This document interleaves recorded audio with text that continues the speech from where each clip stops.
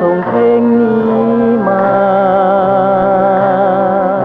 ด้วยอายห่วงเหมือนแก้วตา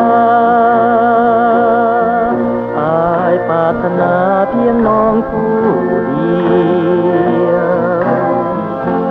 สุดที่ฮักอายอายบ่เคยนอกใจน้อยเดียวอย่าคิดว่าจะโคตรเลี้ยวนวลน้องคนเดียวที่อายหมายใจ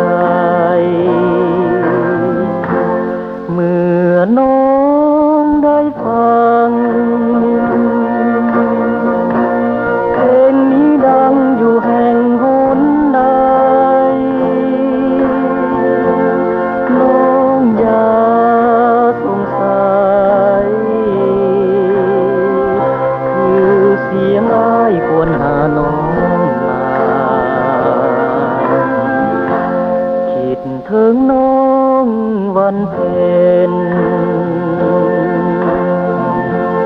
จึงห้องเพลงให้น้องได้ฟัง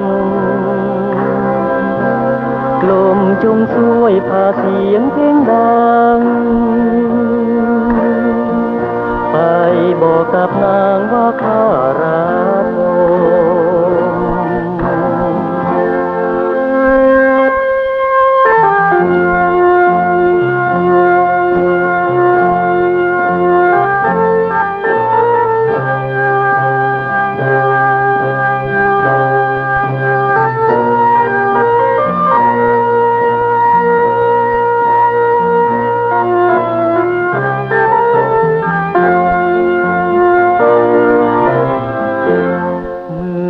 น้องได้ฟังเพลงนี้ดังอยู่แห่งหนใด